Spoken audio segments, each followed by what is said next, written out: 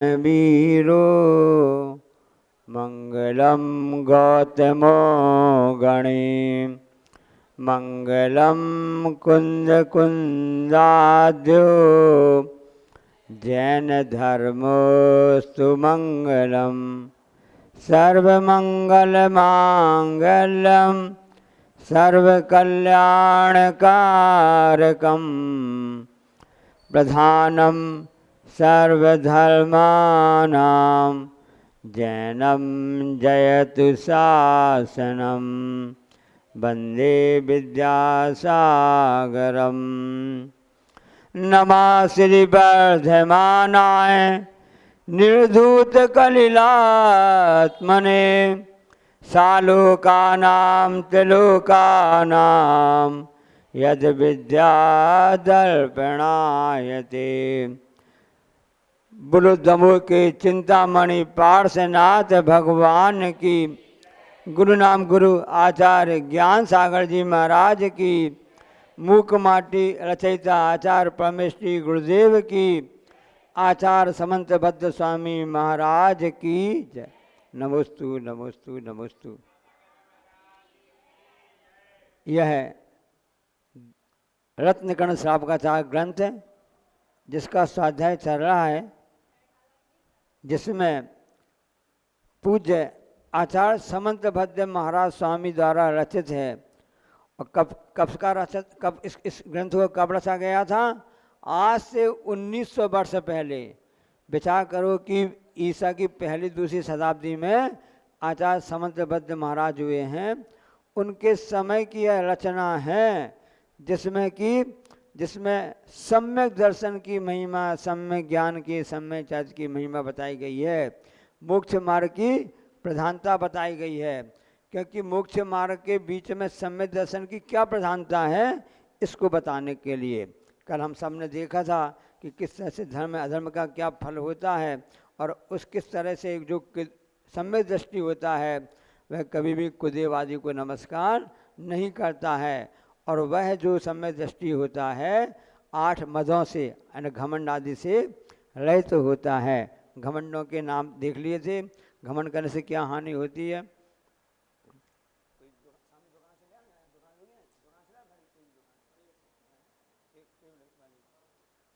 है ना। अब सम्यक दर्शन की श्रेष्ठता बताते हैं कि क्या उसकी श्रेष्ठता क्या है, क्योंकि जो वस्तु के जब तक उसकी महिमा, उसकी श्रेष्ठता नहीं बताएंगे उसका मत समझ में नहीं आएगा। कारिका नंबर 31, सम्यक दर्शन की श्रेष्ठता। दर्शनम ज्ञान चारित्रात्, दर्शनम ज्ञान चारित्रात् साधिमानमुपाश्नुते, साधिमानमुपाश्नुते। दर्शनम कर्णधारम तम, दर्शनम कर्णधारम तम मोक्ष मार्गे प्रचक्षते, मोक्ष मार्गे प्रचक्षते। एक साथ। दर्शनम ज्ञान चारित्रात् साधिमानमुपाश्नुते, दर्शनम कर्णधारम तम मोक्ष मार्गे प्रचक्षते। यत् यानी जिस कारण से दर्शनम सम्यक दर्शन जो है, जिसकी चर्चा चल रही है विगत 2-3 दिन से, जिसका प्रसंग चल रहा है, और ज्ञान चारित्रात् ज्ञान और चार्ज की अपेक्षा साधिमानम यानी उससे अधिक यानी उससे श्रेष्ठ उत्कृष्टता को, सुपीरियरिटी है को उपासनते प्राप्त होता है। तत् इस कारण से उस दर्शनम को, सम्यक दर्शन को मोक्ष मार्गे यानी मोक्ष मार्ग के विषय में कर्णधारम खेवटिया प्रत्यक्ष से कहते हैं। किस कारण से सम्यक दर्शन को श्रेष्ठ कहा है ज्ञान और चार्ज की अपेक्षा से? क्योंकि पहले श्रद्धा होती है और चूंकि उसकी उपाय देता समीचीनता मुख्य होती है, इस कारण से उसको खेवटिया ने पार लगाने वाला कहा जाता है। अब बाकी का सम्यक ज्ञान श्रेष्ठ नहीं है क्या? क्या समाचार श्रेष्ठ नहीं है क्या? ये आचार्यों की अपेक्षा विवक्षा रहती है। जैसे घर में शादी करना है, बड़ी बेटी की या बेटी शादी करना है, उस समय सब तारीफ करेंगे, भाई मेरा बेटा तो बहुत बड़ा, बेटा तो बहुत ही राजा है, राम जैसा है, मेरी बेटी तो बिल्कुल सीता जैसी है, जिस घर में जाएगी उस घर को कुल को बहुत ही सुंदर और अच्छा बना देगी। उसी तारीफ चलती रहती है। जब उसकी शादी हो गई, अब दूसरे नंबर का बेटा है, बेटी का नंबर आया, अब किसको हाईलाइट करोगे आप? अब दूसरी शादी करनी ना, अरे मेरा दूसरा बेटा कैसे था, पूरा बैंक का काम संभालता है, धंधा पानी वही संभालता है, ऐसा करता है, और बेटी है तो पूरा हमारा शुरू से उसने हमारे काम में चौके में हाथ बटाया है, ऐसी तारीफ करेंगे। क्यों? क्योंकि अभी माता पिता का लक्ष्य क्या है, दूसरे नंबर के तीसरे नंबर की बेटी की शादी करनी है, बेटी शादी करनी है। तो ये आखिर विवक्षा होती है, किस बात को बताना उसको हाईलाइट किया जाता है। तो हमने देखा इसमें उसकी श्रेष्ठता क्या होती है, क्योंकि रात्रि का दीपक जो होता है वह क्या होता है? चंद्रमा। चंद्रमा को रात्रि का दीपक कहा गया है, और दिन का दीपक कौन है? सूर्य है। रात्रि का दीपक चंद्रमा, दिन का दीपक सूर्य है। अब तीनों लोकों में, ये तो जम्बूद्वीप की बात हो गई, एक ही क्षेत्र एक ही उसकी बात हो गई।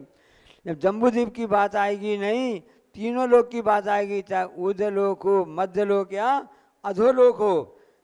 सूर्य चंद्रमा तो सब कहाँ पर है? मध्य लोक में है। अधोलोक में न चंद्रमा सूर्य न ऊर्ध्वलोक में सूर्य चंद्रमा है, तो वहाँ पर प्रकाश कैसे होगा? तो तीन लोगों का जो होगा वह दीपक कौन सा माना जाएगा? तीन लोग का दीपक तो एकमात्र धर्म है, और धर्म का आधार सम्यक दर्शन, सम्यक ज्ञान, सम्यक चारित्र्य है। तो उसका प्रथम आधार कौन सा है? सम्यक दर्शन है, वो बेस है, उसकी विशेषता बताई जा रही है। उस विशेषता के लिए कहा जा रहा है कि वह सर्वश्रेष्ठ माना जाता है। किस प्रकार से श्रेष्ठ है? खेवटिया है। नाव में जो चलाने वाला होता है ना, वो सबसे श्रेष्ठ माना जाता है। भाई नाव पार लगाने वाला होता है, उसमें बैठने वाला मुख्य नहीं है। यदि मान लो उसने आड़ी जैसी नाव चला दी, बैठने वाले भी डूब जाएंगे। इसलिए अपन कहते भगवान खेवटिया तुम्हें हो प्रभु खेव लगायो। तो इस संसार से पार करने के लिए यह जो हमने धर्मरूपी नाव में बैठ गए हैं, उस धर्मरूपी नाव में खेवटिया तो भगवान आप हैं, क्योंकि हम भगवान की भक्ति कर रहे हैं। अब यहाँ स्वाध्याय चल रहा है श्रावकाचार का, उसमें प्रसंग चल रहा है, पहला अध्याय सम्यक दर्शन अधिकार है, उसका अधिकार था, तो उसको अपन हाईलाइट कर रहे हैं, उसके उपाय देता बता रहे हैं कि सम्यक दर्शन जो होता है, आ गया सम्यक दर्शन होता है, उसको ले जाओ वापस ले जाओ। तो सम्यक दर्शन वह खेवटिया होता है। इसलिए सम्यक ज्ञान, सम्यक चारित्र की अपेक्षा सम्यक दर्शन उस किसको प्राप्त होता है? एक कहा जाता है खेव मतलब पहली श्रेणी है। वास्तव में कई बार ऐसा भी होता है, किसी जीव ने ऐसी विशुद्धि बढ़ाई और सीधा पहला गुण स्थान था, और पहले गुण स्थान से प्राप्त करके सीधे छलांग लगा करके 7वें गुण स्थान में आ जाता है। 4थे में तो आता सामान्य से, इतनी विशुद्धि बढ़ाई कि वह सम्यक दर्शन, सम्यक ज्ञान, सम्यक जप एक साथ तीनों को उसने प्राप्त कर लिया। ऐसा भी होता है। ऐसा हमेशा धर्म रूपी स्टीयरिंग को अपने हाथ में रखना चाहिए। जब गाड़ी में तो हमेशा अपन बैठ ही गए हैं, शिविर आपने ज्वाइन कर लिया है, और शुरू से आप इतने अच्छे कुल में उत्पन्न हुए हैं, अच्छे परिवार उत्पन्न हुए हैं कि ऐसे माता पिता आपको मिले हैं, जिनवाणी मिली है, मंदिर मिला है, देव मिले हैं, तो आप धर्मरूपी नाम में धर्मरूपी गाड़ी में बैठ ही गए हैं। तो हमेशा ऐसा स्टीयरिंग अपना अध्यात्म के हाथ में रखना चाहिए। जब भी कहीं कसाय का मौका आया है, तू मैंने की बात आए या कोई भी दिक्कत जाए, स्टीयरिंग मोड़ दो, अपने आप एक्सीडेंट से बच हो जाएगा। तो इस प्रकार से इस सम्यक दर्शन की उपादेयता को बता रहे हैं। अब अगली कारिका आती है 32 नंबर की है कि जब सम्यक दर्शन के बिना ज्ञान चर्च की असंभवता है, क्योंकि जब पहली वस्तु ही नहीं है तो दूसरी तीसरी कैसे होगी? एक साथ तीनों प्राप्त हो सकती हैं। पहले सम्यक दर्शन होगा, उसी के कारण से ज्ञान में भी सम्यकपना आ जाता है।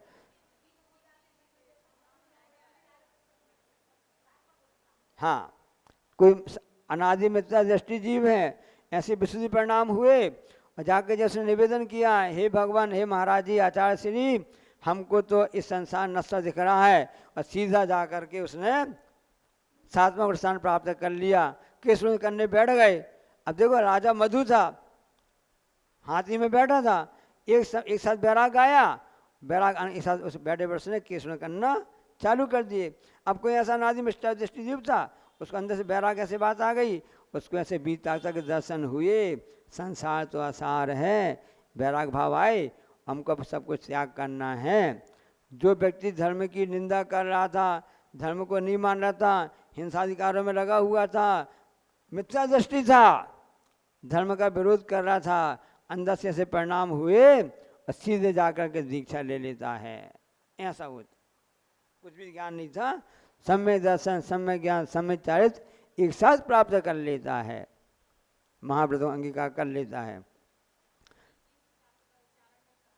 कौन सी? हाँ, दर्शनम ज्ञान चारित्रात् साधि मानमुपाश्नुते, दर्शनम कर्णधारम तम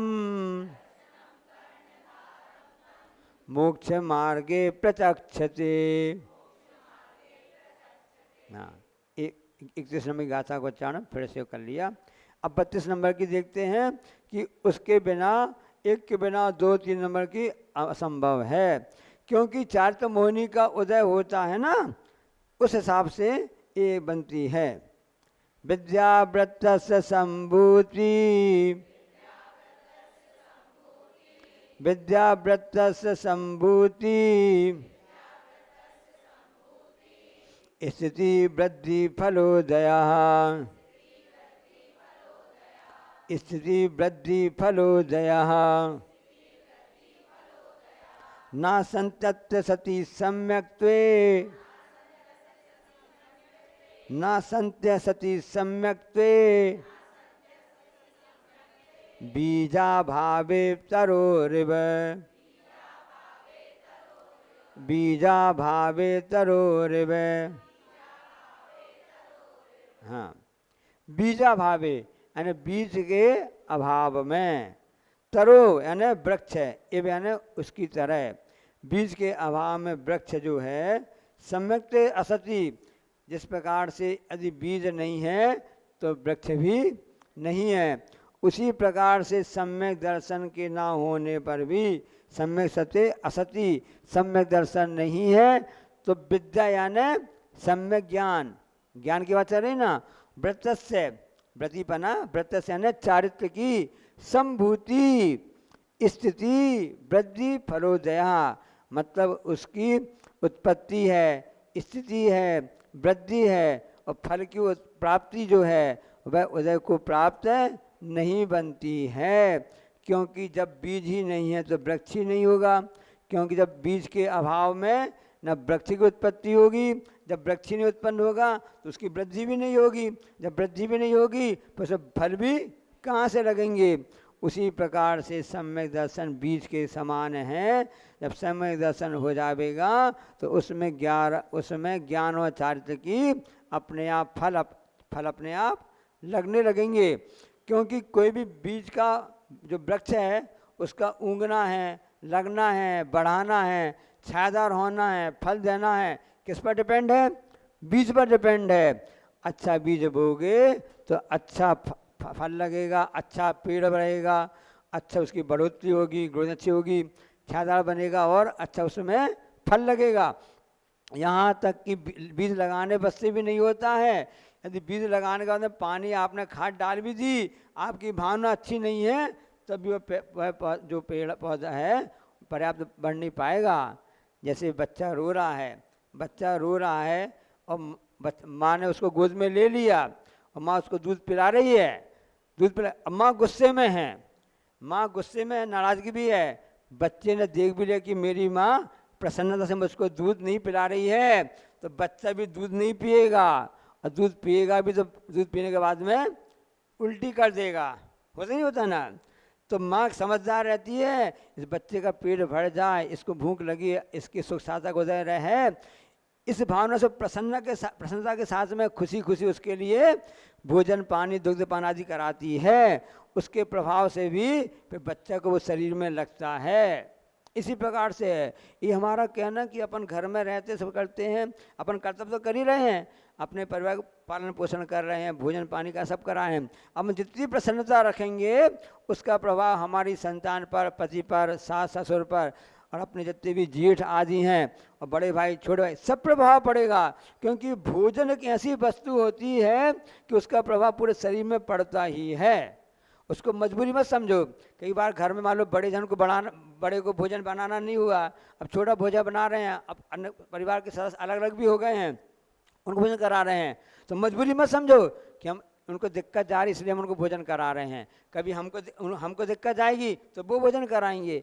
इसलिए परस्परो पकड़ो जीवानाम इतना बड़ा सूत्र आचार्य महाराज ने दिया है कि हमेशा हर जगह घटित कर लेना चाहिए। ऐसी भावना से जो कार्य किया जाता है उसका फल तो अपने आप बहुत कुछ मिलता है। लेकिन आजकल क्या हो गया है ना कि बात ऐसी चलती रहती है कि क्या क्या क्या जाए। तो सम्यक दर्शन की मुख्यता है। अब बच्चे से पूछा, बच्चा बताओ तुम क्या बनोगे बड़े में? मैं डॉक्टर बनूंगा। काय के डॉक्टर बनोगे? तो उनने बोला भाई मैं तो आँख का बनूंगा, आँख का डॉक्टर। लोग आँख बहुत देख रहे हैं ना, मोबाइल देख रहे हैं, आँख बहुत ख़राब हो रही है, उसके बाद शिकायत आ रही है, इस ढंग से बना। बड़े पाप समझ नहीं है तुमको आँख के डॉक्टर बनना है, ऐसा करना वो करना है। बच्चा क्या कहता है? नहीं मैं आँख के डॉक्टर नहीं बनूंगा, आँख के डॉक्टर नहीं बनूंगा। तो कौन से डॉक्टर बनोगे? मैं दांत का डॉक्टर बनूंगा। अरे दांत के डॉक्टर बनोगे? क्यों बनोगे भाई डॉक्टर? बच्चे ने क्या जवाब दिया? क्योंकि आँख तो दो ही होती हैं, उन दो ही का इलाज होगा, और दांत तो 32 होते हैं, उसमें तो 32 के उतने गुने 16 गुने मरीज ज़्यादा। ऐसा समीकरण नहीं बैठाना कि सम्यक दर्शन बड़ा है छोटा है, ऐसा नहीं है। कहाँ किसकी उपाय देता है? क्योंकि सम्यक दर्शन की मैं बता रहे हैं क्योंकि वहाँ पर से चारित्र मुनि का उदय चल रहा है, शायद अंगीकार नहीं कर पा रहा है, तब तो उसको बताया कि यहाँ सम्यक दर्शन की मुख्यता है। और जब जैसी सम्यक दर्शन प्राप्त होता है, अब 11 अंग 9 पूर्व है, मिथ्या दृष्टि है, और उसको कहाँ तक ज्ञान हो सकता है? 11 अंग 9 पूर्व तक उसको ज्ञान हो सकता है। तब भी उसका मिथ्या दृष्टि को पूरे 14 पूर्व होता है ना, 11 अंग 14 पूर्व होते हैं, तो 10 अंग तक का ज्ञान उसके पहले तक ज्ञान होगा मिथ्या दृष्टि को, 11 अंग 9 पूर्व तक का ज्ञान होगा। और जैसे उसने सम्यक दर्शन को प्राप्त किया, इतना बड़ा ज्ञान भी सम्यक ज्ञान था, वो मिथ्या ज्ञान था, सम्यक ज्ञान में परिवर्तित हो जाता है। कैसे हो जाता है? महाराज जी ने आपने सुना होगा ना कि शादी हो रही थी, अब जैसे ही 6 फेरा पड़े, 6वें फेरा तक तो वह क्या था, डॉक्टर साहब की शादी हो रही थी या वकील साहब की शादी हो रही थी। 6वें फेरे तक तो वह जो उसकी पत्नी थी वो तो सामान्य से भलाई 4वीं पास या 11वीं पास थी, और जैसे ही 7वां फेरा हुआ और तुरंत वो डॉक्टर की डॉक्टरनी बन गई, और वकील की वकीलनी बन गई, और मास्टर साहब की मास्टरनी बन गई।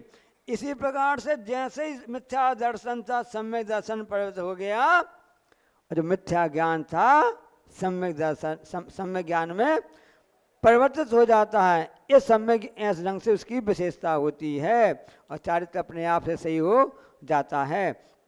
इसलिए 11 अंग 9 पूर्व ज्ञान है, ज्ञान तो हो रहा है, उसका अभिप्राय क्या है? ख्याति लाभ गुणस्थान पहला ही है उसके लिए।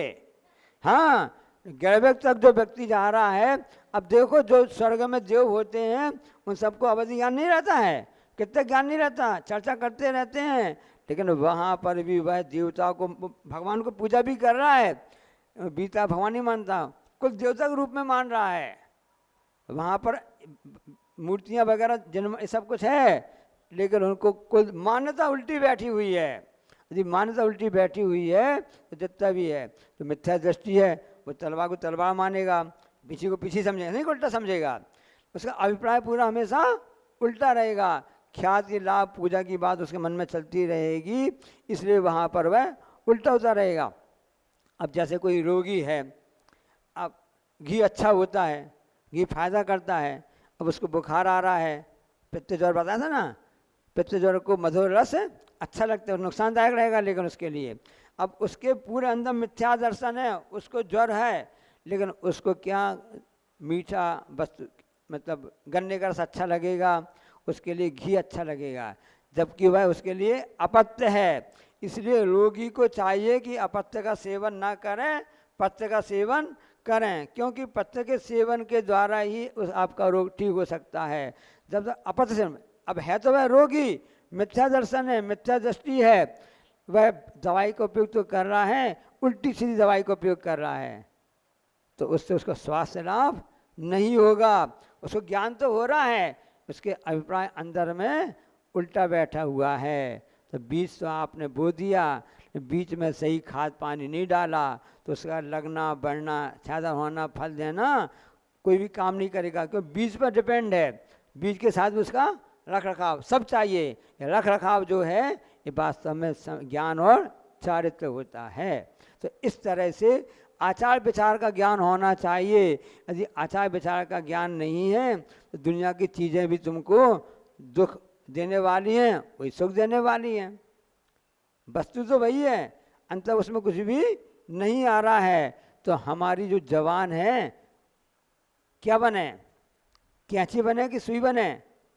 जवान तो वही है। हमारी जो जवान है बोलने वाली है, उसको हम कैंची भी बना सकते हैं और सुई भी बना सकते हैं। वस्तु तो एक ही है, उसमें अंतर नहीं है। अब हमारा ज्ञान ऐसा होना चाहिए, हमारी बुद्धि ऐसी होनी चाहिए। बीज तो अच्छा है, बीज में कमी नहीं, बुझ जाता है।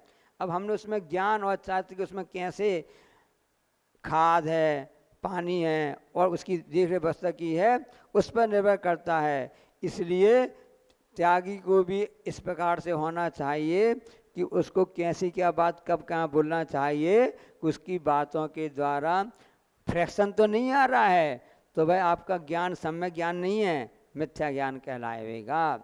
इसलिए कल परसों कहा था कि दरार आने पर बुद्धिमत्ता दरार को भरने में है, दीवार को ढहाने में नहीं है। इस तरह से वह होता है। तो इस तरह से इस स्वाध्याय भी सम्यक ज्ञान कितनी बड़ी बात है कि जब दीपक होता है, दीपक में तेल जलता है, तेल जलता है, और जब उसमें तेल कम हो जाता है तो समझदार लोग क्या करते हैं, उस दीपक में तेल और घी और डाल देते हैं। तो जो दीपक टिमटिमा रहा था, बुझने की ओर था, उन्हें प्रकाश देने लगता है। बस समझ लेना कि यहाँ पर मुनि संघ का आना हुआ और ये आपके लिए सम्यक ज्ञान का जो सेवन लग रहा है, ये ऐसा तेल ऐसे घी के समान है कि यहाँ के लोगों का जो ज्ञान था वो टिमटिमाने लगा था, क्योंकि संगत ऐसी नहीं मिल पा रही थी। लेकिन ऐसा सुधा सागर महाराज जी ने कहा, ऐसा शिव रूपी तेल की व्यवस्था करो भाई यहाँ दमोह वासियों के लिए, कि इन लोगों का जो सम्यक ज्ञान का जो दीपक टमटमा रहा था उसमें और ऐसा तेल घी डाल दो, तो 6 दिन से घी आपको डाला जा रहा है, फिर से भाई आपका दीपक और प्रकाश देने लग गया है। बस इस प्रकाश को मेंटेन करते रहना, इस तरह से यह होता है। अब आगे कारिका आती है कि मोही मुनि की अपेक्षा निर्मोही गृहस्थ जो होता है वो ठीक होता है। इसलिए गाड़ी चलाना सीखो कैसे। एक बार आचार्य ने हम लोग से कहा था, याद आ गई बात, कोई महाराज जी का स्वास्थ्य गड़बड़ था, तो आचार्य ने कहा सुनो फलाने सागर महाराज जी सुनो, ये गाड़ी तुम्हारी नहीं है, हमारी कंपनी की गाड़ी है। क्या बोला आचार्य ने, क्या कहा, ये गाड़ी जो है तुम्हारी गाड़ी नहीं है, ये मेरी कंपनी की गाड़ी है, हमने तुमको चलाने के लिए किराए से दी है। तो तुम्हारा कर्तव्य है कि उसको ढंग से चलाओ, ठीक से चलाओ, गड़बड़ नहीं होना चाहिए। गाड़ी में इसलिए अपने शरीर को अच्छा सा मेंटेन करके चलो, इसमें गड़बड़ ना हो जाए। कर्म की वजह से हो भी जाता है, कुछ कुछ असावधानी से भी हो जाता है। अपत्य का सेवन करने से, अनुचित जीवन शैली अपनाने से भी गाड़ी गड़बड़ हो जाती है। समझ से गाड़ी आप चलाओ तो ठीक चलती रहती है। नया लड़का होता ना, नई नई गाड़ी आती है खूब तेज़ी से चलाएगा, फिर ब्रेक लगाएगा, फिर एक्सीलरेटर देगा, कहीं यहाँ घुमाएगा, कहीं वहाँ घुमाएगा, कहीं टक्कर भी होती रहती है। सावधानी नहीं रखता है तो घटनाएं घट जाती हैं। प्रश्न पूछा गया कि ड्राइवर और कंडक्टर में क्या अंतर है। तो गाड़ी की बात आ गई ना, ड्राइवर और कंडक्टर में क्या अंतर है बताओ, एक लाइन में अंतर बताओ। ड्राइवर और कंडक्टर में क्या अंतर है। आप गाड़ी में बैठे हो, बस में बैठे हो, तो उसमें ड्राइवर भी है और कंडक्टर भी है, दोनों में क्या अंतर है। यदि कंडक्टर सो जाएगा तो किसी की टिकट नहीं कटेगी। कौन टिकट कटेगा, भैया पैसा ले लो, पैसा ले लो। अरे फ्री में जाने तो मिल ही रहा है। कंडक्टर पूछने नहीं आया कि कंडक्टर पूछने नहीं आया कि टिकट ली कि नहीं ली है, पूछने आएगा तब बोलते हमें टिकट दे दो, पैसे ले लो। तो यदि कंडक्टर सो गया तो किसी की टिकट नहीं कटेगी, और यदि ड्राइवर सो गया तो हाँ, समझदार हो गए हैं, सिविल लग रहा है तो टिकट का समझ में आगे नहीं आ गया। तो हमारी टिकट कटे इसके पहले हम सावधान हो जावें। तो मोही मुनि की अपेक्षा निर्मोही गृहस्थ तो ठीक होता है। गृहस्थो मोक्ष मार्गस्थो, गृहस्थो मोक्ष मार्गस्थो, निर्मोहो नैव मोहवान, निर्मोहो नैव मोहवान। अनगारो ग्रही श्रेयान, अनगारो ग्रही श्रेयान, निर्मोहो मोहिनो मुनेः, निर्मोहो मोहिनो मुने।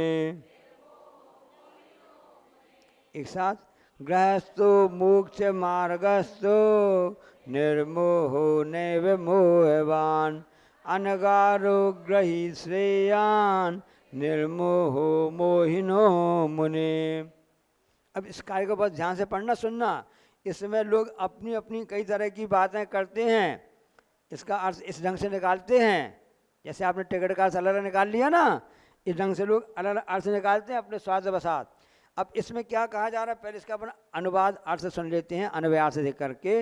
निर्मोहा, दमोह वालों सुनो, आपके यहाँ के महाराज जी का नाम है नगर गौरव का, निर्मोह सागर। निर्मोहा यानी जो मोह मिथ्या से रहित है, ऐसा गृहस्थ मोक्ष मार्ग से मोक्ष मार्ग में स्थित है।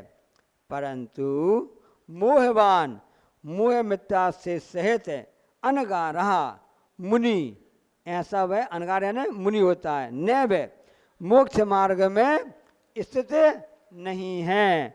मोहिना, ऐसा मोही मिथ्या दृष्टि उस मुनि की अपेक्षा, मुनि यानी मुनि की अपेक्षा निर्मोहा, मोह रहित जो सम्यक दृष्टि है, जो ग्रही है, वह गृहस्थ जो है श्रेष्ठ है। हिंदी समझ में आ रही इसकी ना, कि ऐसा गृहस्थ जो कि मोह मिथ्या से रहित है, मोक्ष मार्ग में स्थित है, और ऐसा मुनि महाराज जो मोह मिथ्या से सहित है, मोक्ष मार्ग में स्थित है, उस वह श्रेष्ठ नहीं है। मतलब आप लोग जितने गृहस्थ लोग बोलते रखते हैं ना कि मैं तो उन महाराज जी से अच्छा हूँ, कई लोग ऐसे बोलते हैं ना। अब यहाँ पे गाथा सुनना, गाथा क्या कह रही है, एक शब्द देखना उसमें क्या गया है। अब जो पूरी व्यवस्था चल रही है इसमें अकॉर्डिंग कि जो मिथ्यात्व से सहित हो गया, मिथ्या से रहित समय दर्शन से सहित, ऐसा गृहस्थ 14 स्थानवर्ती, और ऐसा मुनि जो कि मिथ्यात्व से सहित है लेकिन मुनि धर्म अंगीकार किया है, ऐसा मुनि। अब वो श्रेष्ठ नहीं कहलाएगा या गृहस्थ श्रेष्ठ कहलाएगा। अब कैसे सिखाएगा कि जिसने सम्यक दर्शन प्राप्त कर लिया, बताया जाता ना। अब मोहिनी की कितनी प्रकृतियां हैं वहाँ पर, 28 प्रकृतियां थीं। अब उस समय से प्राप्त हो गया तो क्या क्या चला गया, चारों अनंतानुबंधी चली गई, और सम्यक मिथ्या चला गया, और समय प्रति कुछ उदय चल रहा, मंदोदय चल रहा है। अब उस 7 प्रकृतियों के इस हिसाब से वह 21 प्रधान था, उसके हिसाब से वह जो था उसकी 21 प्रकृतियाँ बंध रही हैं, बाकी प्रकृतियाँ नहीं बंध रही हैं। अब जो मुनि महाराज हैं जिनके अंदर जो है मिथ्यात्व बैठा हुआ है, कर्ण की बात चल रही है, कर्ण जो की बात चल रही है, जो अपनी बात चल रही है, जिस कर्ण ग्रंथ चल रहा ना अभी, कौन सा, जय धबला नहीं, जीवकांड चल रहा है, वो भी जय धबला जीवकांड चल रहा है। उस अपेक्षा से जो मुनि महाराज हैं अंदर मिथ्यात्व बैठा है, पूरी 28 प्रकृतियाँ उसके पास में हैं, है ना।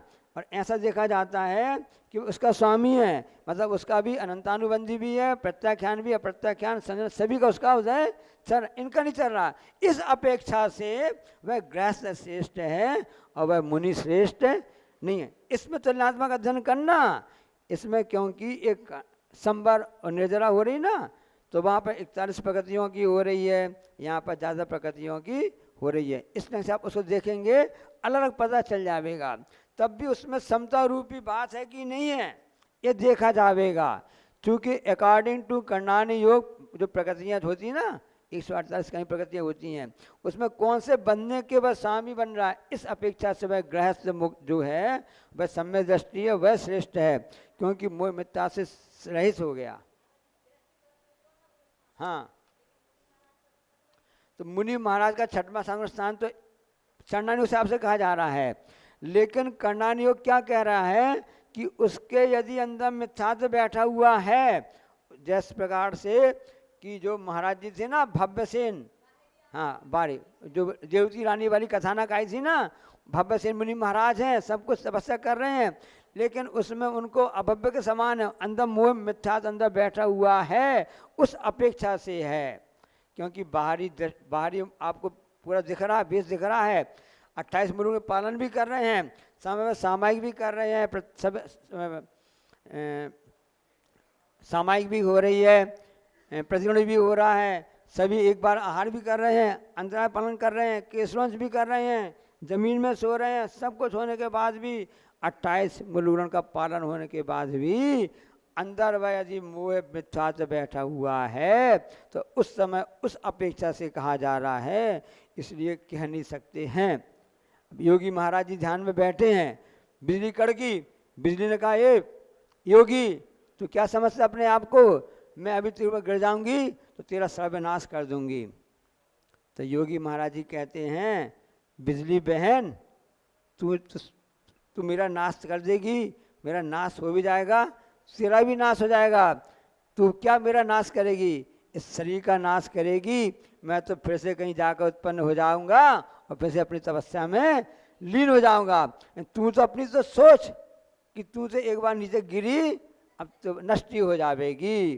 तो इस ढंग से जिसकी दृष्टि में होती है, क्योंकि वो महाराज जी साधु स्थान में गए हैं तो उनसे कोई मोह है नहीं है, सब ध्यान सब कर रहे हैं, इसलिए मिथ्यात्व जो होता है सबसे बड़ा शत्रु है और सम्यक दर्शन जो है सबसे बड़ा मित्र है। क्योंकि यहाँ सम्यक दर्शन की महिमा बताई जा रही है, जिसको हाईलाइट किया जाता है उसका मुख्य होता है। तो समझने का अर्थ समझना, डॉक्टर ने बोला, देखो हम इसे आपको उदाहरण बता रहे हैं तो आपको याद रहे, डॉक्टर ने बोला तुम्हारा स्वास्थ्य ठीक नहीं है, क्या करो भाई, एक काम करो तुम रोज 3 किलोमीटर पैदल चलो। क्या चलो, फैमिली डॉक्टर था, मेरे घर बड़ी चिक चिक होती है, लड़ाई झगड़ा होती है, मैं स्वास्थ्य ठीक रहता है, घर में भी अशांति बनी रहती है, हमें शांति कैसे प्राप्त करूं, सही का स्वास्थ्य कैसे लाभ लो, एक काम करो तुम रोज चलोगे 3 किलोमीटर ना सुबह सुबह, तो तुम्हारा स्वास्थ्य भी हो जाएगा और घर में सुख शांति भी हो जाएगी। क्योंकि जब तुम्हारा स्वास्थ्य ठीक नहीं है तो खटपट होती रहती है, चिड़चिड़ापन आ जाता है, तो लड़ाई झगड़ा बातचीत हो जाती है, तो घर में शांति भी रहेगी और तुम्हारा स्वास्थ्य भी ठीक होगा। कौन सी रास्ता बता दी, रोज 3 किलोमीटर चलना है। कब तक ठीक हो जाएगा, 15 दिन ऐसा करो आप, 15 दिन में सब कुछ ठीक हो जाएगा। अब 15 दिन बाद याद आई डॉक्टर साहब को कि मेरा मरीज से मैंने सलाह तो दी थी, मैं उसका फैमिली डॉक्टर हूँ, पूछ तो लूँ भाई कि भाई तुम्हारा स्वास्थ्य कैसा है, घर में सुख शांति कैसी क्या है, पूछ तो लो। उसने फ़ोन लगाया, मरीज को फ़ोन लगाया, मरीज ने फ़ोन उठाया, क्यों भाई क्या हाल चाल है, हाँ आपने जैसा कहा था मैं वैसा ही कर रहा हूँ, रोज़ 3 किलोमीटर चल रहा हूँ। अच्छा अब घर में सुख शांति तो है, भैया वो हमको पता नहीं है, आपने कहा था 15 दिन चलना आपको, तो मैं रोज़ 3 चल रहा हूँ, अब मैं घर से 15 दिन में 3, एक दिन में 3 तो 15 कितने किलोमीटर हो गए 45, मैं घर से 45 किलोमीटर दूर हूँ। अब घर पता नहीं घर में शांति है कि अशांति हम नहीं जानते हैं। ऐसा अर्थ निकाल लेते, अर्थ से समझ में आ गया ना, आए समझ में आ गया ना।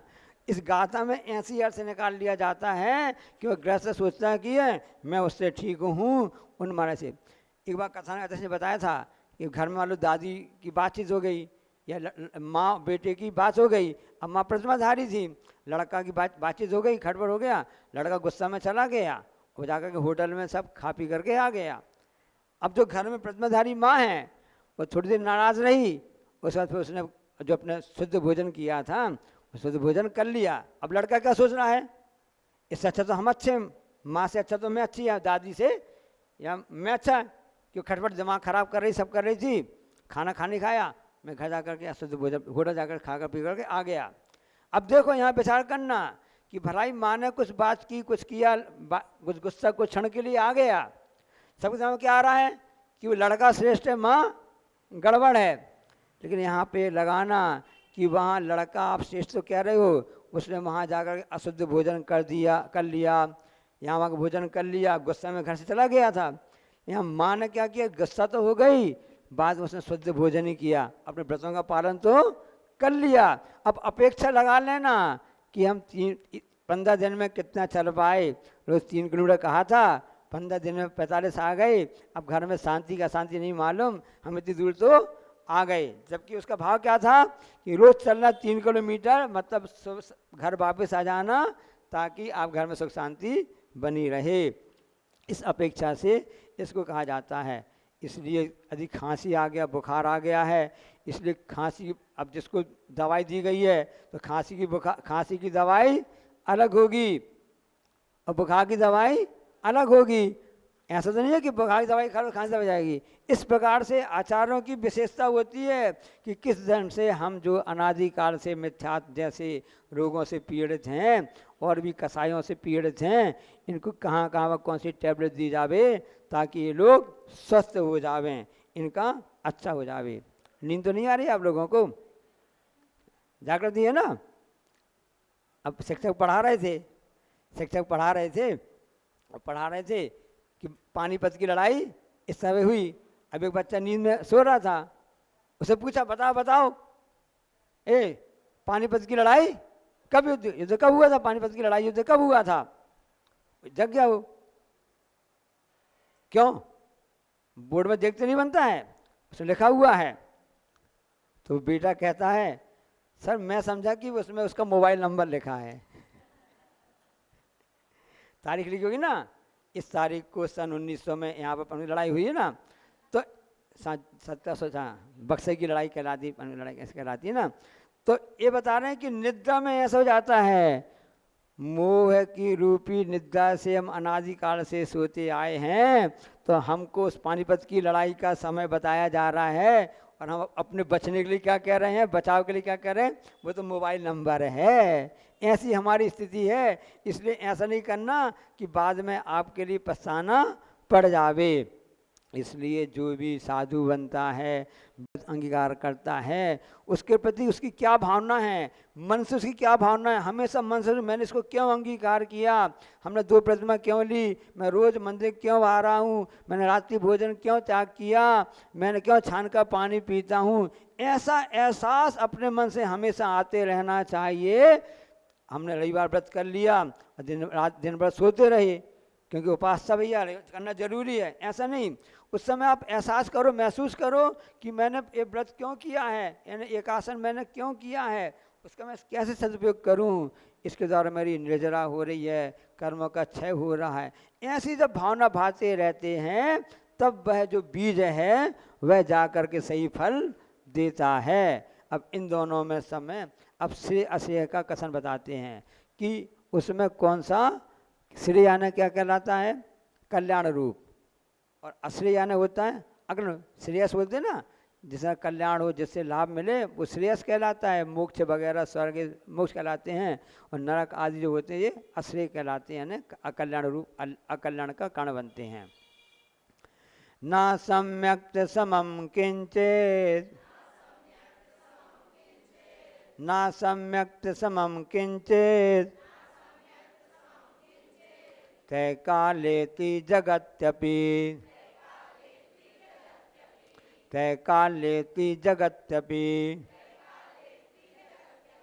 श्रेयो श्रेयस्य मिथ्यात्वे, श्रेयो श्रेयस्य मिथ्यात्वे, समम नान्यतनुभृताम्, समम नान्यतनुभृताम्।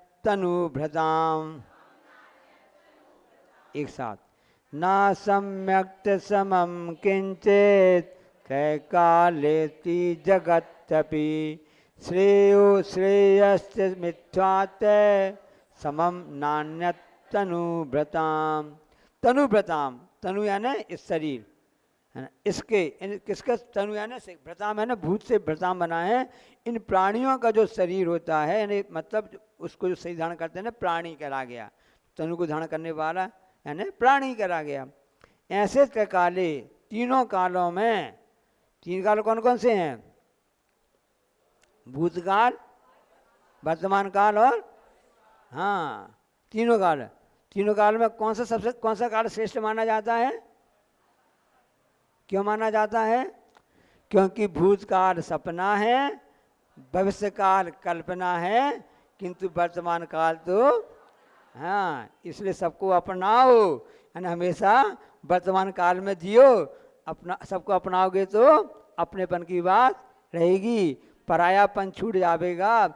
जहाँ पर भविष्य काल की चिंता आ जाती ना, अब क्या होगा, हमारी 2 बेटियां हैं और हमारे जेठ जी ऐसो कर रहे हैं, आगे उनकी चिंता करना पड़ेगी, कैसे शादी होगी, कैसे पढ़ाई होगी, या देवर ऐसो कर रहे हैं, या कुछ बड़े भैया ऐसा कर रहे हैं। जब चलता रहता ना, बड़े बब्बा ने पूरी ज़मीन रख ली, छोटे बब्बा का मिले ही नहीं।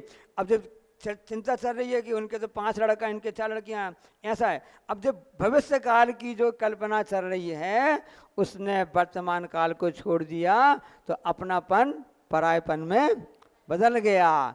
इसलिए तीनों कालों में भगवान आपका जो तीनों कालों में जो है सम्यक समम, सम्यक दर्शन जो होता है, उसके समान कुछ भी श्रेष्ठ नहीं है, वही सबसे कल्याणकारी है।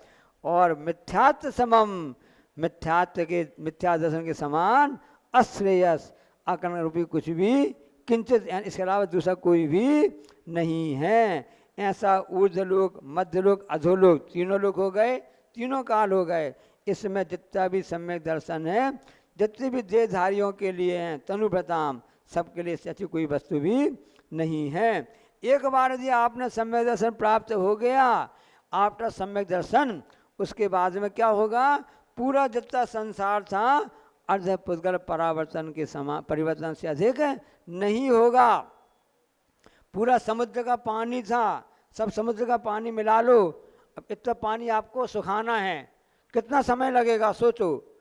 प्रशांत महासागर, हिंद महासागर, अंध महासागर और कौन कौन सी अटलांटिक महासागर, 5 महासागर है ना, इन सब महासागरों का पानी इकट्ठा कर लो, एक एक बूंद के बराबर 100 साल जिंदगी है। समझ लो इतना बड़ा संसार है, उसको सुखाना है, तब आपको मोक्ष मिलेगा।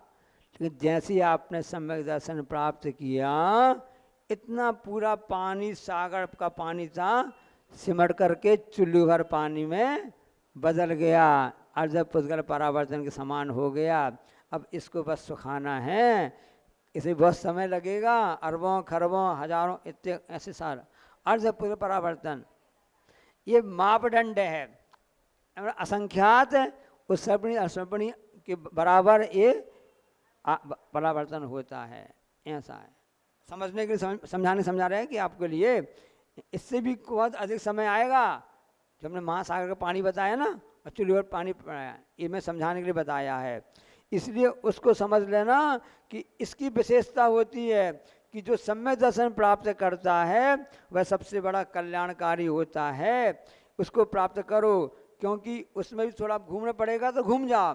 एक बहुत ही अच्छा आपको बता रहे हैं, संस्मरण बता रहे हैं कि आचार्य श्री खजुराहो में थे, पूरा संघ विराजमान था, प्रवचन सभा की कक्षा चल रही थी। उस कक्षा में प्रसंग आया था कि यह जो धर्म करता है उसके द्वारा मोक्ष और स्वर्ग मिलता है। पंचम काल में मोक्ष नहीं है, लेकिन स्वर्ग तो है, ये धर्म का फल है। कई लोग कहते हैं ना कि हमको मोक्ष जाना, इस पंचम काल में स्वर्ग नहीं है तो क्यों धर्म करें। तो उनके लिए फिर आचार्य जी क्या उदाहरण दिया हम आपको बता रहे हैं। ये तो प्रसंग हो गया, विषय हो गया कि पंचम काल में स्वर्ग मिलेगा, मोक्ष नहीं मिलेगा, लेकिन स्वर्ग भी मोक्ष का कारण बनता। आगे जब सब भी समय आएगा तो जिस जीव ने अच्छे परिणाम किए हैं वह मोक्ष रूप में परिणत हो जाएगा। वह जब आगे अच्छा समय आएगा तो वह जीव यहाँ पर आकर मुनि धर्म अंगीकार करेगा, श्रावक बनेगा, सब करेगा, तपस्या करेगा, बाद में मोक्ष चला जाएगा। अब एक व्यक्ति दर्शन करने के लिए आया, सत्य घटना बता रहे हैं आपको लिए खजुराहो में। खजुराहो पर्यटन स्थल है जहाँ पर एरोड्रम वगैरह सब लगा हुआ है। उस व्यक्ति ने पूछा, नमस्ते महाराज जी, हाँ कहाँ से? अच्छा हम बम्बई से आए हैं। बम्बई से आए हो? अच्छा ही जानते थे एक खजुराहो में जो फ्लाइट है बम्बई से सीधी नहीं है, दिल्ली से और बनारस से सीधी है। नहीं सही बता तुम कहाँ से आए हो? तो समझ गया श्रावक जो था ना, बम्बई वाले श्रावक थे, अच्छे श्रेष्ठी थे। हाँ महाराज जी हम बम्बई से पहले दिल्ली गए, फिर दिल्ली से हम खजुराहो आपके चरणों में आए। हाँ ये बोलो। तो तुम जो आए हो तुम सीधे बम्बई से खजुराहो नहीं आए, बम्बई से तुम दिल्ली आए और दिल्ली से तुम फिर खजुराहो आए। मतलब तुम्हारा जो रास्ता था तुम सही जगह तो आ गए, गुरु चरणों में ऐसे तीर्थ क्षेत्र खजुराहो जहाँ शांतिनाथ भगवान है, तुम सही जगह आ गए। तो तुम्हारा जो रास्ता है लांग तो हुआ, लांग है ना LONG, तुम्हारा रास्ता बम्बई से दिल्ली और दिल्ली से खजुराहो, तुम्हारा रास्ता लांग तो हुआ, LONG लांग तो हुआ, लेकिन तुम्हारा रास्ता रांग नहीं हुआ, WRONG, तुम्हारा रास्ता लांग तो हुआ लेकिन रांग नहीं हुआ। बस उसी प्रकार से जो भगवान की पूजन भक्ति आराधना शिविर आदि अटेंड करता है, धर्म करता है, तो कई लोग कहते हैं ना कि ये तो आपका, तो हम सबका रास्ता लांग तो हो गया लेकिन रांग नहीं है, क्योंकि हमको बाद में स्वर्ग मिलेगा, बाद में फिर मोक्ष मिलेगा। तो ये हमारा जो रास्ता है लांग तो हो गया लेकिन रांग नहीं हुआ है। रास्ता चलना स्वच्छ चाहे फिर हो, ऐसी बात आचार्य बातों में उस ज्ञान की बात थी, प्रवचनसार की बात थी, और उन आचार्य ने उन सबको ऐसा उदाहरण बता दिया कि जिनकी गलत धारणा मिथ्या धारणा है उनका दिमाग भी अब आ गई अकल ठिकाने में। कर्मा जी बताया था ना, तो ऐसे अकल ठिकाने आती है, इसलिए अकल को ठिकाने लगाने के लिए ये सब धर्म रूपी और मिथ्या जो सम्यक दर्शन रूपी जो खेवटिया है उसको हमको हमेशा क्या करते रहना चाहिए, क्योंकि वह सबसे श्रेष्ठ है माना जाता है। अब सम्यक दर्शन के अनुपत्ति के स्थान बता रहे हैं कि जो सम्यक दृष्टि होता है वह कहाँ का उत्पन्न नहीं होता है। छठाला पढ़ रहे हैं ना, प्रथम नरक बिन सटभु ज्योतिष सट नारी उपजाते सम्यक। हाँ बस वो जो आपने छठाला में हिंदी में पढ़ रहे हो, अगली जो गाथा आ रही है 35 नंबर की कि सम्यक दृष्टि जो होता है इन स्थानों में उत्पन्न नहीं होता, उसके अनुत्पत्ति के स्थान है वह संस्कृत में लिखा गया है। समझ में आ गया ना। सम्यक दर्शन शुद्धा, सम्यक दर्शन शुद्धा नारतिनक नपुंसकस्त्वानि, नारतिनक नपुंसकस्त्वानि दुष्कुल विकल्प दुष्कुल विकल्प आयुर, दुष्कुल विकल्प आयुर, दुष्कुल विकल्प आयुर दद्यताम च व्रजन्ति ना व्रतिकः, दरिद्रताम ना व्रजन्ति ना प्रव्रतिकः। एक साथ पढ़ना, सम्यक दर्शन शुद्धा नार्यतिन नपुंसकस्त्वानि दुष्कुल विकल्प आयुर दरिद्रताम च व्रजन्ति ना प्रव्रतिकः। सोचो अपन को जब पढ़ने में दिक्कत जा रही है और इतनी अच्छी पूरे पूरे एक एक शब्द एक एक गाथाओं का करके उन आचार्य मानस की रचना की। उन्होंने कितना परिश्रम किया होगा, कितना श्रम किया होगा, सिर्फ हम सबके कल्याण करने के लिए, क्योंकि सम्यक दर्शन ही कल्याणकारी है और मिथ्या दर्शन अकल्याणकारी है। तो ऐसा सम्यक दर्शन शुद्ध सम्यक दृष्टि जीव है। अव्रतिका यानी व्रत रहित होने पर भी, चौथा ग्रस्थान है, अभी उसने व्रत क्या नहीं किए हैं, इसके होने पर भी अभी भी नारक तिरयंग नपुंसकस्तित्वानी, वह नारकी नहीं होता है, त्यंच गति में नहीं जाता है, नपुंसक वेद को प्राप्त नहीं होता है, स्त्रीपने को प्राप्त नहीं होता है। यदि यहाँ पर जो सम्यक दृष्टि है, महिलाएं भी हैं, वहाँ पर जाकर उत्पन्न हुई देव, तो वहाँ पर देव बनेगी, देवी नहीं बनेगी। सोचो, ऐसा सम्यक दर्शन की महिमा है कि नपुंसक भी नहीं होगा। वैसे देवों में सिर्फ स्त्री वेद और पुरुष वेद होता है, और नारकियों में दोनों वेद में केवल नपुंसक वेद ही होता है। तो सम्यक दृष्टि है, न नारकी बनेगा, न तिरंच बनेगा, न नपुंसक वेद होगा, न स्त्रीपने को प्राप्त होगा। हाँ, लेकिन एक नारकी बन सकता है जिसने पहले आयु का बंधन कर लिया हो, और बाद में वह सम्यक दृष्टि बनता, उस अपेक्षा से जैसे कि राजा श्रेणी का जीव है, पहले उसने नरक की आयु बंद कर ली और बाद में वह सम्यक दृष्टि हुआ, तो पहले नरकता के उत्पन्न होगा। इसी प्रकार से मान लो कोई त्यंच गति का बंद कर लिया, बाद में सम्यक दृष्टि हुआ, तो वह त्यंच गति तो जाएगा, भोग भूमि में जाएगा। क्या? भोग भूमि में जाएगा, स्त्रीपने को प्राप्त नहीं होता है। और वह दुष्कुल यानी नीच कुल, मतलब जो दूषित हैं, जो अपवाद से युक्त रहते, वो नीच कुल कहलाता है। और विकलांग नहीं होगा, पूरे अंग होंगे। सोचो, अपने पहले अपन ने अच्छा सब काम किया था, तो हम कम से कम भेड़ा तो नहीं बने, एक अंधे से आँख नहीं हुए, बहरा तो नहीं हुए, और ना ही हम गूंगा हुए, एक हाथ टूटा तो नहीं निकला। ऐसा होता है, बहुत से बच्चे विकलांग होते हैं। सोचो आप कि यहाँ से दिक्कत जाती है, वह परेशान तो होता रहता है, घर के माता पिता दादा दादी चाचा चाची कितने परेशान होते रहते हैं। सोचो, उस बच्चे के लिए 20-20 साल का भी बच्ची हो जाती है, हमने अपनी आंखों से देखा है, आपने देखा होगा। उसके लिए खाना पिलाना 1 नंबर 2 नंबर तो सब कराना पड़ता है। ऐसा है, इसलिए हमेशा जो हमको मिला उसमें संतोष रखो। इसलिए जो कभी अल्पायु नहीं होता है, बहुत से बच्चे ऐसे होते हैं कि गर्भ में आने के बाद ही मर जाते, पता नहीं चलता है। बहुत सी माताएं आके प्राश्चित लेती हैं आचार्य श्री से, इस ढंग से घटना घट गई कि 3 महीने 4 महीने का ऐसा हो गया। अब क्या करें, ऐसा जीव आया था अल्पायु वाला कि गर्भ में आया, 15 दिन 20 दिन 1 दिन 2-3 महीने ऐसे 4 महीने, कई बार ऐसे 9-9 महीने के बाद भी डिलीवरी हो रही है, और कई बार उसका अवसान हो जाता है। ऐसा हो जाता है, माँ को भी दुख भोगना पड़ता है। संसार में दुख ही दुख है, कहीं भी सुख नहीं है। एकमात्र सुख तो है, सम्यक दर्शन को प्राप्त कर लो, देव सभी चरणों में आ जाओ, वहीं पर सुख है। संसार के दुखों जब अपन विचार करते रहोगे तब समझ में आएगा, इससे हमारा वैराग्य बढ़ता है और हमारी आस्था श्रद्धा भी जागृत और हो जाती है। इसलिए अपनी भूल को सुधार लेना ही सबसे अच्छी बात होता है।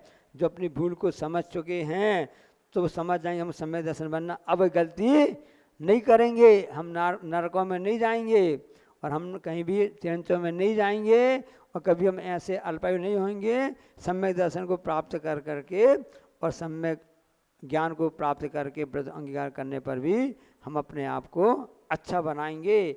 ऐसे जब तक उस वस्तु की महत्ता प्राप्त समझ में नहीं आएगी, तब तक उसको अंगीकार नहीं करेंगे। इसलिए दौड़ धूप में ज़्यादा मत लगो। हमारी दौड़ धूप संसार कार्य में खूब चल रही है। क्या चल रही है? सुबह से शाम दौड़ धूप चल रही है। बम्बई वगैरह बड़े शहरों में जाओ, हम किसी बड़े शहर की बुराई नहीं कर रहे हैं, वहाँ दौड़ धूप के अलावा कोई काम ही नहीं है, समय नहीं है। सुबह 5 बजे से निकलना होता है, रात को 8-9 बजे तक आना पड़ता है, ना संतान को देख पाते ना कुछ भी दौड़ पाते। ऐसी दौड़ धूप होती है। इसलिए दौड़ धूप से बचना चाहते हो तो धर्म की शरण आओ। एक अच्छा उदाहरण याद में आ गया, बता दें तो आपकी नींद भी भग जाएगी आपके लिए। उसने किराए से मकान लिया, भाई कितना किराया लगेगा? भैया आपको 1000 रुपये लगेगा। फिर 1000 रुपये किराया उसने दे दिया। दूसरे उसने बोला, मकान मालिक से बोला किराएदार ने, क्या तुमने कैसा मकान दिया है कि रात भर तो उसमें चूहे दौड़ते रहे, रात भर उसमें चूहे दौड़ते रहे, और किराया भी आपने इतना सारा लिया। कितना लिया? 1000 रुपये ले लिया, 1 महीने का ले लिया है। पूरी रात में हमको नींद नहीं आई और चूहा की दौड़ होती रही। तो दुकानदार ने कहा, मकान मालिक ने कहा, किराएदार से कहा, भैया तुम 1000 में क्या तुमको चूहे की दौड़ मिलेगी? थोड़ी तुमको घुड़दौड़ देखने मिलेगी। जितना पैसा दिया है उस आप दौड़ देखने आपको मिलेगी। बड़ा मैच देखोगे तो बड़ा पैसा लगेगा, बड़ा टिकट लगेगी। तुम 1000 रुपये दे रहे हो महीने के, उसमें आपको चूहा की दौड़ी देखने मिलेगी, घोड़ा की घुड़दौड़ देखने को नहीं मिलेगी। तो हमारी दौड़ धूप चूहा और घोड़ा से भी और भी 3rd क्लास है कि हम उस दौड़ धूप में लगे हुए हैं, इसको समझ नहीं पा रहे हैं।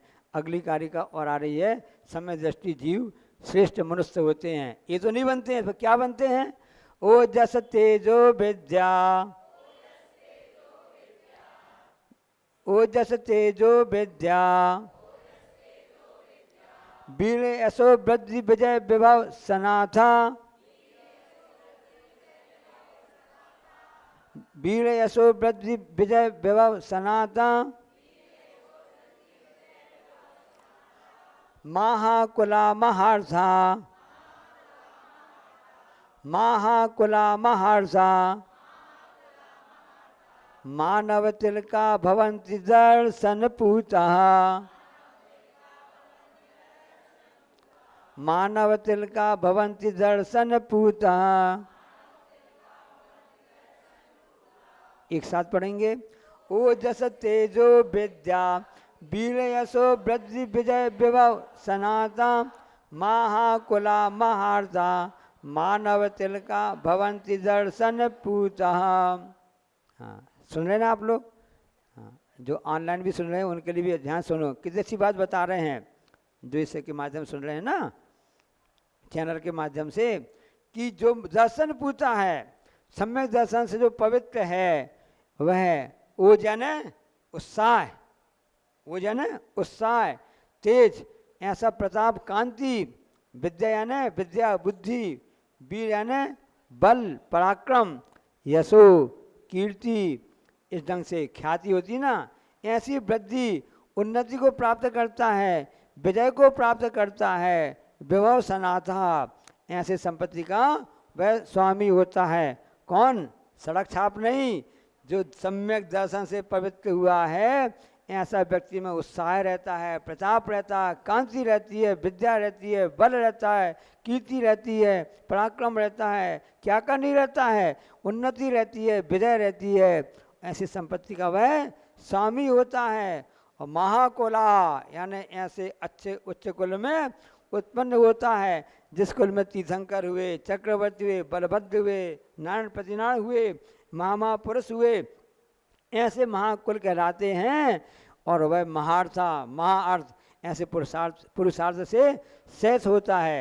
यानी धर्म अर्थ काम मोक्ष इन चारों पुरुषार्थों में अग्नि रहता है। मानव तिलका, जैसे तिलक लगाया जाता है माथे में, अच्छे समय लगाया जाता है, ऐसे वह मनुष्य भी सभी मनुष्यों में श्रेष्ठ होता है। ऐसे सम्यक दर्शन से जिनकी आत्मा पवित्र हो गई हो, वह मानव इन सब गुणों से युक्त होता है, शिरोमणि कहलाता है। वे लोग कांतिमान होते हैं, तेजस्वी होते हैं। इस सम्यक दर्शन की महिमा होती है, इसलिए उस महिमा को समझो, जानो और इस ढंग से अपना उपयोग उसमें लगाओ। क्योंकि पढ़ना लिखना तो सरल है, आप कक्षा स्वाध्याय ले रहे हैं, 1 मिनट का समय और बचा है। पढ़ना लिखना तो बहुत सरलता से हो गया, हमने पढ़ाना भी सरलता से हो गया, लेकिन उसको जीवन में उतारना सबसे कठिन होता है। पढ़ना लिखना ये सब तो सरल हो गया, उतारना कठिन होता है। बनाने वाले ने तलवार बना दी, खरीदने वाले ने तलवार खरीद ली, और बेचने वाले ने तलवार बेच दी। समझ में आ गया? बनाने वाले ने बना दी, बेचने वाले ने बेच दी, और खरीदने वाले ने भी तलवार खरीद ली। लेकिन जीत उसी की होगी जो तलवार को चलाना जानता है। इसलिए अपनी जीत चाहते हो तो तलवार को चलाना सीखो। सम्यक दर्शन की महिमा प्राप्त हो गई है, व्रतों की महिमा समझ में आ गई है, हमने सुना भी दी, हमने अपना माल बेच भी दिया, तुमने वाह भी कर लिया, तुमने खरीद भी लिया। मात्र बेचने खरीदने से काम नहीं चलेगा, तो उसका उपयोग करेगा, जीत उसी के हाथ में आएगी। इसलिए खेल ऐसा देखो जो खेल सको। नोट कर लेना, खेल ऐसा देखो जो खेल सको, और खेल ऐसा खेलो जो जीत सको, विनर बनो। इसलिए खेल ऐसा खेलो जीत सको। देखने बस से काम नहीं चलेगा, देखने से कम से कम गट्स तो प्राप्त हो ही जाते हैं, और आप लोग इसको प्राप्त करने में अब माहिर हो चुके हैं। आप सबको धन्यवाद। इस आपने स्वाध्याय का आपने लाभ लिया, इस ढंग से आशीर्वाद, शुभकामनाएं। बुद्धि समाधि परिणाम में शुद्धि, स्वात्मोपलब्धि शिव सौख्य सिद्धि, चिंतामणिम चिंतित वस्तु दाने, ताम वंदे मानस ममास्तुते।